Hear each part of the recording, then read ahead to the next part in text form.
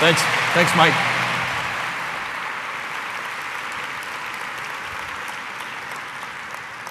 If you believe the adage that you're defined by the company you keep, I kind of like our definition based on this, this partner and this friend.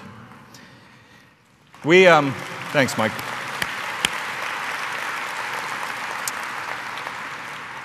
Mike agreed to take a few questions, and given the fact that we have 2,100 of you and we weren't quite sure about the logistics of, I guess we should have called you before that on logistics and getting you up to microphones and so forth, we asked some of you to jot down questions. They've been hermetically sealed in a mayonnaise jar. Mike has not seen them.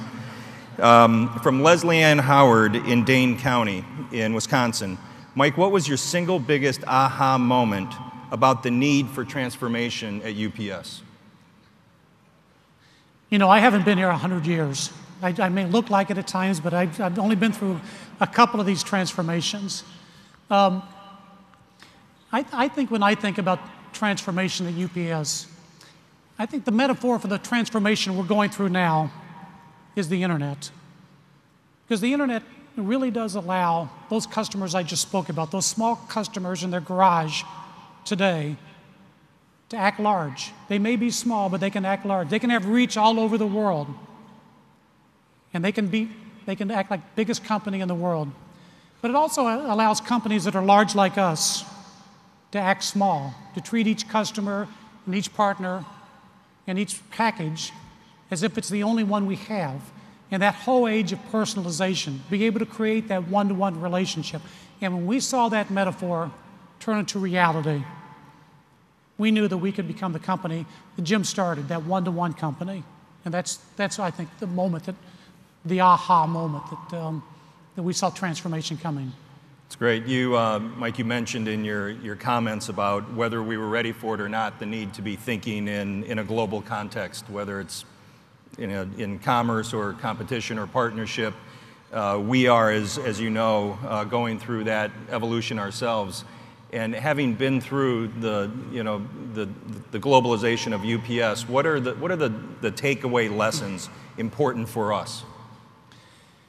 You know, I was on the opening team in Germany in 1976, and I think that we thought we had all the answers. And I think in about 1977 we realized we didn't. There was a whole lot of things that we didn't know, and we needed to learn and constantly keep learning. So I think that was a big part of it, to learn that people's cultures are very important. That people all over the world, have the same kind of feeling for their kids and their communities and their organizations that we do. In 1977 in Germany, I could cross the wall and go into East Berlin, and people from 1 mile away had no idea the way we lived. The last few years I've gone to China and Poland and built schools in those remote parts of those communities. The kids in those communities know exactly how we live and what we do and what kind of music our kids listen to and what they wear. The world's open. And I think we have a big, big, big opportunity to take our values and go to the world, and we've got great things. And I think if you take the values that you have and share that with the world, you're going to connect people like this bridge and connect people and cultures and lives like never before, and the world would be better because of it. Two last questions.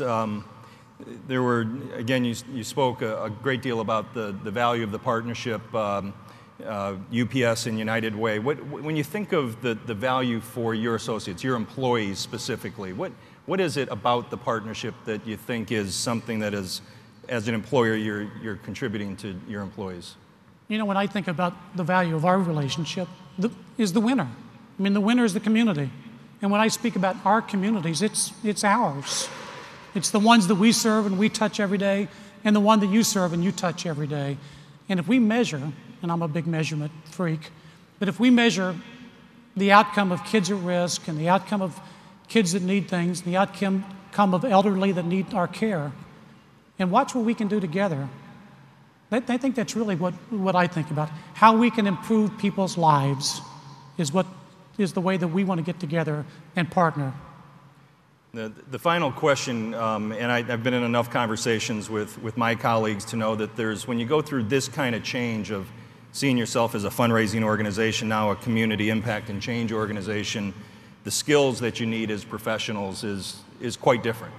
And how have you thought about the transformation or the acquisition of skills in existing workforce and how you think about adding to that? You know, when I think about skills in the workforce, I think about, I was reading something on technology just yesterday, and it basically said if you were a junior in college today, the stuff you learned as a freshman was obsolete. And I think the biggest skill we all have is the ability to constantly keep learning, and that whole skill of lifelong learning that Jim Casey, 90 years after he started the company, 85 years after he started the company, kept challenging us to be better and do better and remain constructively dissatisfied. He told us almost the last thing Jim told us. He said, remember, you only serve 5% of the world's population. In other words, get out there and do more. And so I think that whole lifelong learning approach is the best skill that we can all develop. As Mark said, our best friend corporately, but also the hundreds of thousands of employees that represent UPS, we couldn't have a better partner. And Mike, our commitment is through our transformation and evolution that will change to your benefit, to our benefit, and most importantly, to the communities we both serve. Thanks for your leadership and your friendship. Yeah, good to be with Thank you. Thanks very much.